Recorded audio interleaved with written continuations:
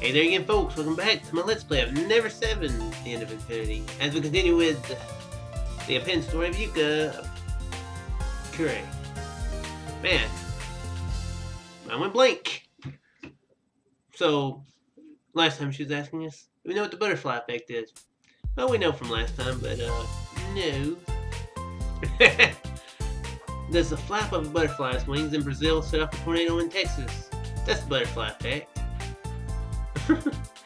I can't remember if I said this last time in the Let's Play, but because actually has the butterfly effect been mentioned more than once? I can't remember, but I remember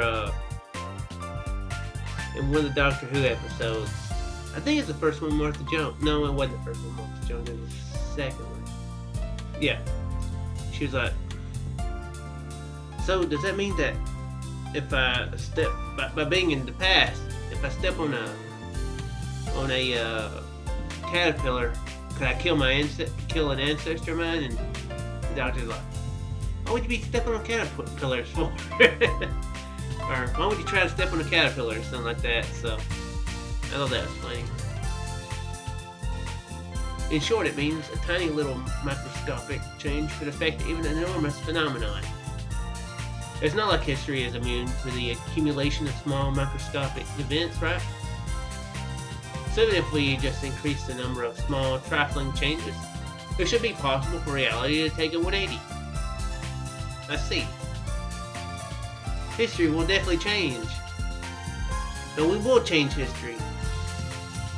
This is our last chance.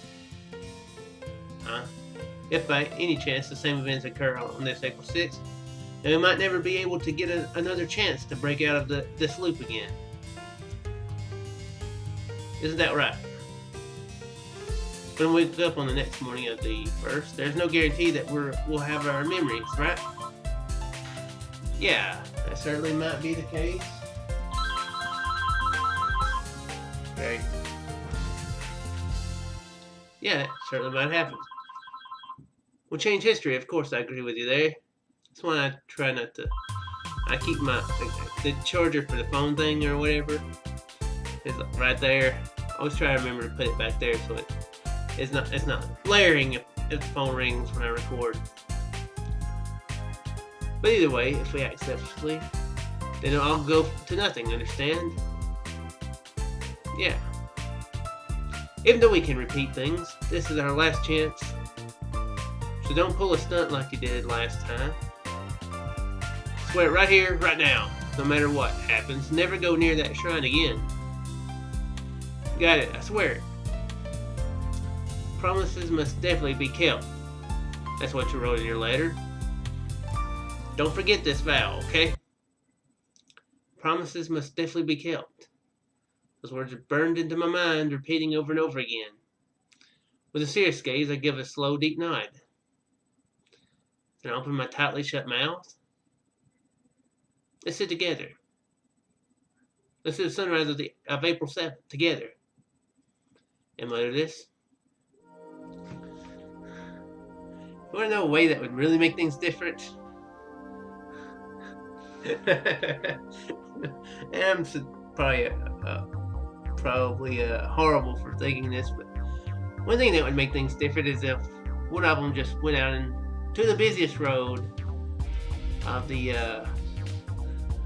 island, drop their pants and just poo right there in the middle of the street in front of everybody. That would change events. That'd be more than just a microscopic change. Actually, I don't know if I mentioned this, but I was thinking if they were to, on April the 5th, if they were to, I don't know, do something like steal something and then give themselves up to the police, get arrested, then stay in a jail cell for, 2 days. There'd be no way they would repeat it, or probably not, unless they had a jail mate who beat the crap out of them to death. That'd be unlikely. But then again, I might be overthinking things. The waves breaking onto the pier are still calm right now. Makoto and I are sitting on the staircase right above it. As my hair sways in a gentle breeze, I put my thoughts together. Of course, the real ending is a lot better than that scenario would be. Oh yeah, we broke free of the loop. We do have a permanent mark on our criminal history. Good luck getting a job one day. The reason why we returned to the past at that moment, there's only one thing that I can think of. The spring rain at the end of the cape, together with the echoing bell, will free from time. If that's the case, then what we should be doing is... Say, Yuka, there's something I want you to tell me. What? Yuka, you said this behind the shrine, right? I want to go back to the past no matter what. Would you tell me the reason why you wanted to return to the past? Or you're still planning on keeping it a secret this late in the game? It's not like that. Then what? Understand, I'll tell you. Before that, you've been saying before that way too many times. You're always postponing questions. Earlier at the tennis court, I asked you, why can't we tell the others the truth? You still haven't answered that one. It's your fault, Makoto. You interrupted the conversation and suddenly brought us here. The reason we can't tell the others the truth is simple. It's dangerous. Dangerous? Think about it carefully, will you? How are we going to expect them to believe us about this strange reality if we tell them? To win their trust, we'd have to tell them everything, wouldn't you? Wouldn't you say?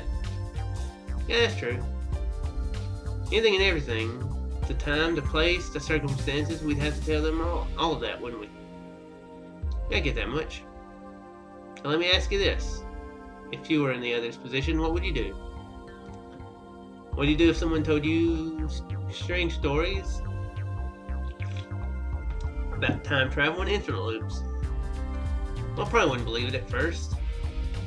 Right, you think they were crazy. As the story continues, you're presented with all sorts of proof. For example, let's say I made a prediction about something in the future, something that everyone else would definitely not know about, and it came true. That happened, then you'd have to believe me, right? I wonder about that. Well, it'd be alright even if you didn't. Anyway, for now, let's try assuming that you would agree. Anyway, for now, let's try assuming that you do believe me. There's no room to doubt our story. You think something along those lines, so then what would you think next? Should I go to confirm whether or not that story is true? See, that's what I thought. No matter how much we insisted, it's likely that the others wouldn't believe us. If they did believe us, wouldn't that just put them into danger? People's curiosity is something a lot stronger than most people think. Even if they knew it were dangerous, the others might go to the shrine at the time specified to confirm its validity.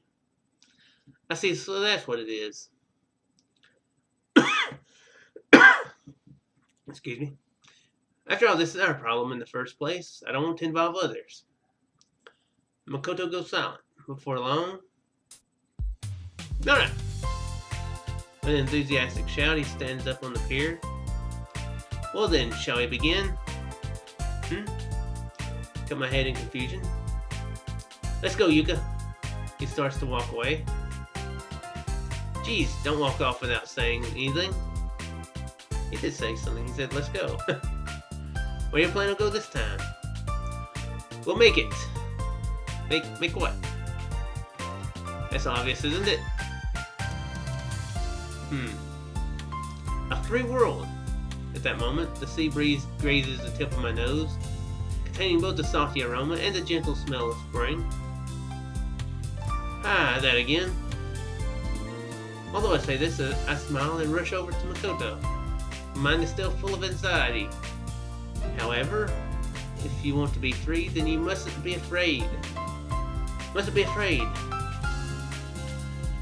So, what's the plan, Stan? I asked this while walking. Plan? Your plan to make a free world. Yeah, first, I think I'll try doing whatever I can. Do you have any specific ideas? I'm going to destroy the bells. Hold on. Are you serious about that? Isn't that obvious? If those bells weren't there, then none of this would have happened. It's already been proven, hasn't it? The echoing bell will free you from time. It was written on that talisman. See, we're clashing. Huh? Our thoughts are different. Even though I said at the beginning that we should try straightening things out, then you're against destroying the bells. Yeah. Why? If we didn't have those bells, that's right. There's something I still haven't asked you yet. The reason I didn't throw away the bell. Yeah. It's because I remembered. Huh? The poem from my dream. I remembered that it was yours. That's why on the morning of the last first, I headed straight for your room. A dream where someone died. Was that someone Makoto? When I saw that you knew nothing, Makoto, I felt relieved, and for a little while after that, I thought it was just a dream. But the second time I saw that bell, the bell that the girl had on Viewpoint Park, I couldn't help but grow uneasy. But if you got the bell and something bad happened, I was worried. So I found that girl and traded the bell for my keychain. At first, I thought I'd try throwing it into the ocean. So I went to the tip of Viewpoint Park to throw it. But I reconsidered it. After all, perhaps the waves might have carried it away and caused it to wash up on some beach. And obviously I couldn't check to see if it really sunk to the bottom of the ocean or not. It tied a rock to it. I would just feel scared the whole time, with no way to get rid of that fear. So I thought that if I carried it, always carried it, it'd be alright. This time it's your turn, Makoto. Tell me why you had that bell. Oh, that.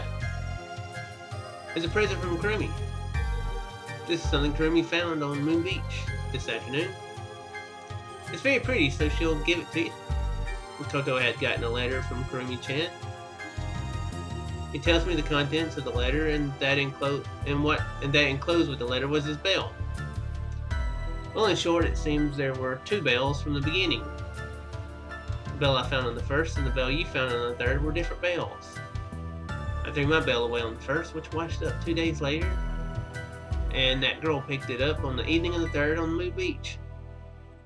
You threw your bell away on the third, it washed up 2 days later, and on the afternoon of the fifth, Kurumi picked it up. So in the end, the bell I had was the one you threw away, Yuka. And the bell you had is the one I threw away. That's what happened. I see. She probably didn't have any ill will in giving it to me, but thanks to that, things turned out this way. Then you're not going to thank her? Huh? Why would I think? I really don't get it. If Kurumi-chan hadn't given you that bell, you'd be dead. Makoto's expression instantly freezes over. The echoing bell will free you from time. So if you didn't have that bell, I couldn't have time traveled. Yes. We're able to be saved because our consciousnesses were flung to this time.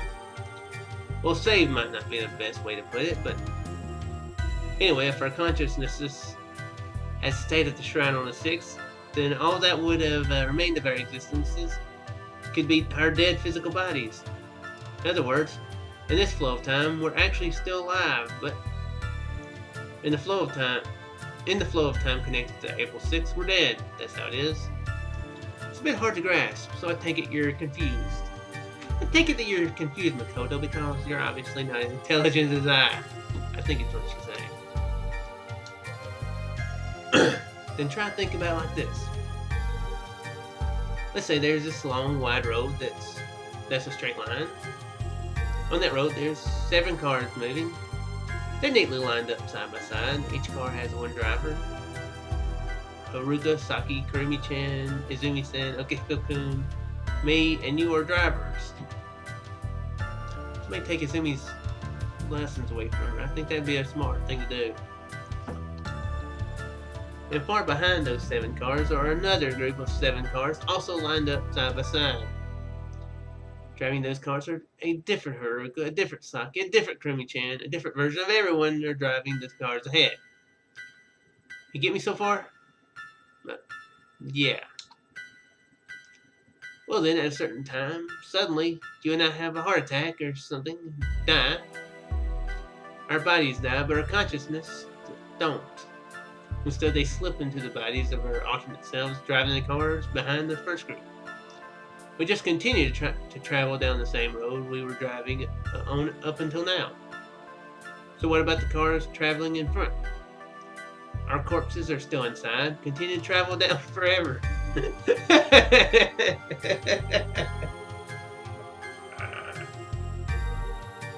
Dead driver. I'm sorry, that just popped into mind. Zombies like driving a car. I like how this is the universal. Actually, I'm not. Yeah.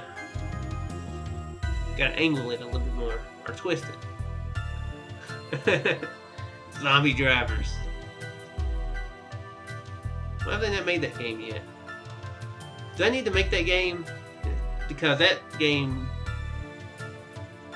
probably should not exist, but it will one day. And that's how it is. Does it make sense to you now? The only question is, do they drive crazy like 100 miles per hour, or do they do the normal zombie thing and only travel at 10 to 15 miles per hour? Do they drive slow like zombies walk? Well, more or less. In short, if I didn't get that bell from Kurumi, I would have been squashed under that collapsed train and my consciousness would have completely come to a stop. I wouldn't be able to slip out of that car, and my consciousness would have died with my body. Isn't that right? Sure, I'm saying consciousness a lot. Consciousnessless is even worse. I slowly nod. And that's how it's connected to our earlier conversation. That's why it's best not to destroy the bells. Huh? You don't get it. To us, those bells are our last fortress. They're literally our lifelines. If by any chance the same events occur on this April 6th, you said that at the harbor. If we don't have the bell at that by any chance time, we won't just lose a free world, we'll lose the world itself. I don't mean the complete annihilation of our consciousnesses. By changing history from now on, I think it'll get difficult to predict what will happen on that day. So basically, it's our guarantee. It's best to have a lifeline to hold on to just to be safe. Yes. Wouldn't it be better if our first priority was finding the bells instead of destroying them? That's what I think. You know, I think I mentioned this last time, but what if the whole world was frozen in this 6 days?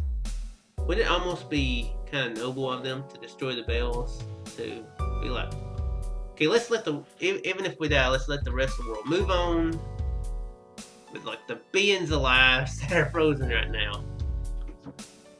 That could add some dramatic tension to the game. And then, it could have still, wound up being, happy at the end. Hey, Yuka, did you find it? I hear Makoto, who is a bit away from me, shout. Not yet, I shout back, then briefly interrupt my search to look where Makoto is.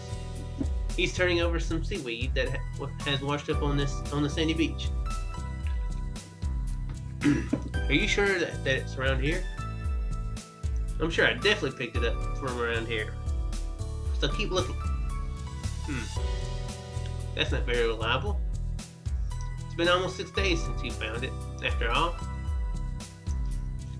slightly bigger wave hits the beach. Just like all the others up until now, fragments of seashells wash up while the wave grabs the reddish-green seaweed and pulls it back into the ocean. Besides, didn't you find it at night? If that's the case, it means the scenery is very different then. When I get to that point, something shines in the wet sand. It's a piercing, sharp, cold light. Huh? As if it's luring me over, I stagger over to that point, lean over and pick up the source of the light. Found it! I found it! I found it! I found it! How many more times are you gonna make me say that? I found it! Did you find the bell? Yep, look! I pinched the bell with my fingers to show it to Makoto. Its metal surface emits a cold light. Tied to it a light crimson string. This is definitely that bell. The bell sways in the wind and rings out once. See? That's right, this is it. This is it, this is it, this is it. Okay. With a very excited voice, Makoto takes the bell from my hand. Alright, one life lie down. Makoto holds the bell up. Bathing in the sunlight, the bell shines. I don't mind that you're happy and all, but aren't you going to give me a thank you or something? Thank you, Yuka! Well, that was quick. That smile, it's very radiant. Well then, take this bell. Makoto takes my hand and then he gently drops the bell in my palm. Makoto, you found this bell, so this is yours. But, besides, didn't I say it before? Man ought to protect women, that's how it's been for ages. Perhaps he's embarrassed to say this, as Makoto says this while rubbing the bottom of his nose with his fingertip. Those are the words he said under that starry sky. There's no way I can just agree with him. But, I meekly grasp the bell. Alright, let's find the second one. With a cheerful shout, Makoto begins to search for the next bell. Looking at its back, I quietly mutter something to myself. You really are nice. You're exactly like him in that sense. Like him. In the end, no matter how hard we search, we can't find the second bell. It's probably still in the ocean and won't wash up on the beach until the third. Felt uneasy about it. For now, there's no choice but to spin the search for that bell. When the sky has dyed a beautiful mad red color, we meet up with the ocean team. The ocean team! Team Ocean! We then proceed towards Luna Beach as if we're luring Okahiko in there. We don't have a reason to avoid the place, and besides, if we don't go there, then we'll be complete strangers to Krimi-chan and Jimmy-san. When I think about it, I'm overcome with an overwhelming feeling of loneliness. In the last 6 days, we did a lot of fun things. I don't want to lose all those precious memories. We have a lot of problems, but even the most complex of our problems has a source. And we know all those sources. In that case, I only change the bad events into good ones. Koto must be thinking the same thing he is. We enter Luna Beach, and as Krimi-chan recognizes us from the pizza incident, we quickly hit it off. Before long, we begin to introduce ourselves. Suddenly, the door is violently thrust open. I don't even need to turn around to know who it is. My name is Asakura. Is the manager here? Saki, could it be that you're that Saki Asakura? With a noticer, I immediately call out to her. I need to pretend to be surprised by our chance reunion as much as possible. Just as I'd hope, Saki forgets about the pizza and becomes engrossed in conversation with me. Of course, but Yuka, what are you doing on this island? You don't live here, do you? No way, I'm here for my college's seminar camp. I'm staying at the lodge on top of the hill road, surrounded by the forest. Huh? Well then, does that mean you're near my summer house? I plan to keep talking like this to wash away the topic of the pizza. But, by the way, what do you come here for? Those casual words have ruined my plan. I know that she didn't have a shred of ill will in saying it, but... And thus Saki begins harping on Izumi-san about the pizza. And then... It did too. Kurumi delivered it to an Asakura-san. Kurumi did deliver it to Asakura-san. Kurumi-chan points at Haruka. So what the hell does that mean?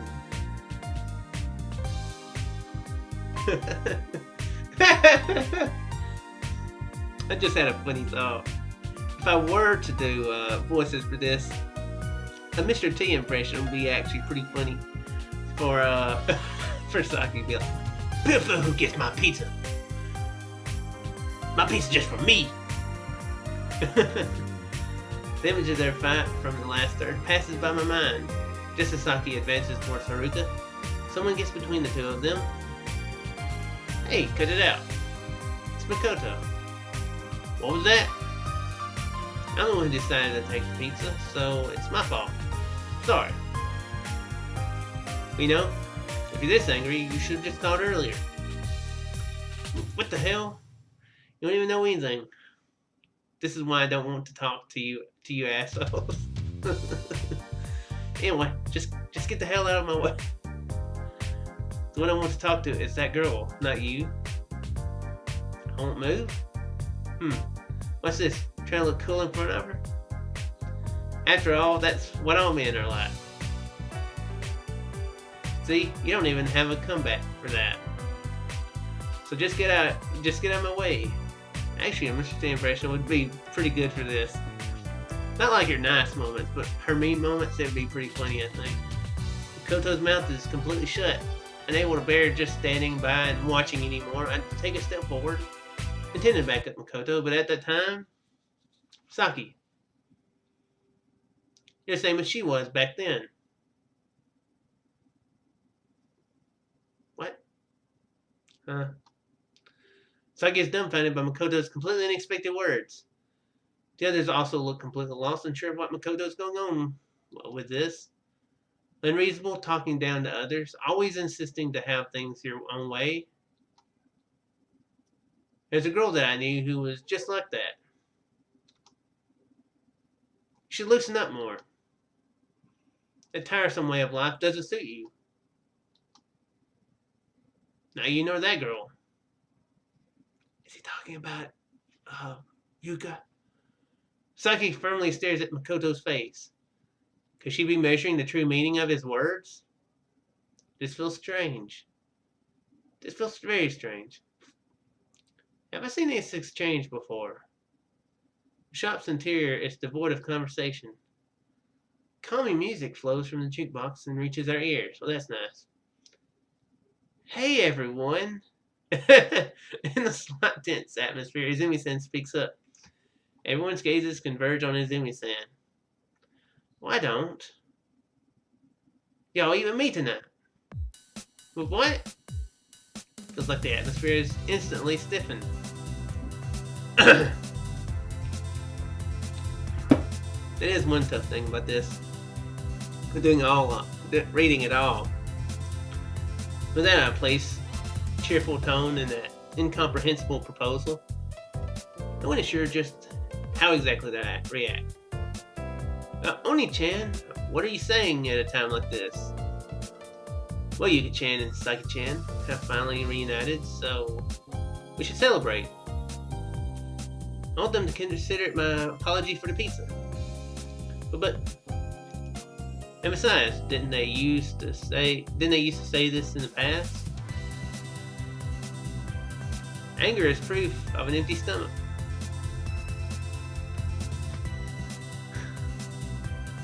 Yes. If nations are at war, we get the leaders together, and we feed them, and then war's over. Guess that would be nice if that's simple.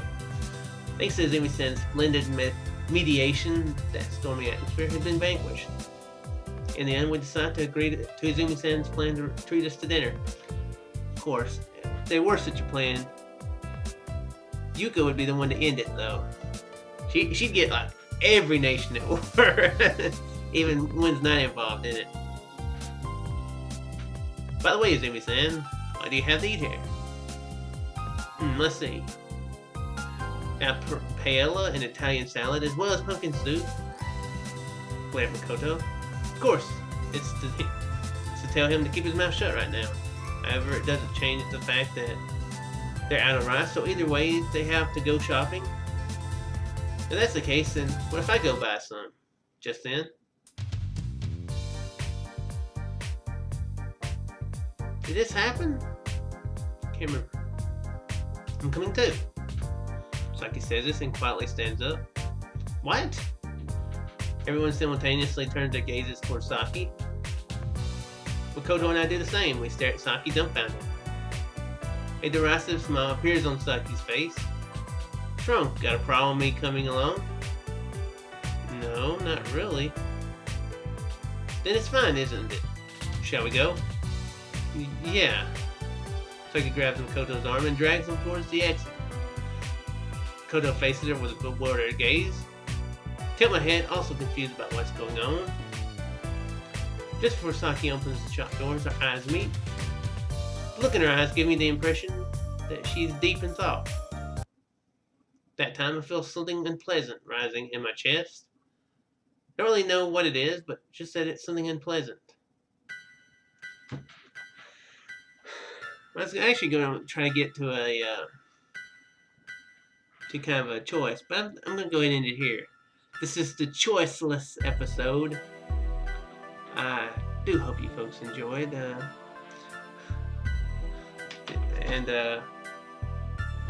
was I going to write something?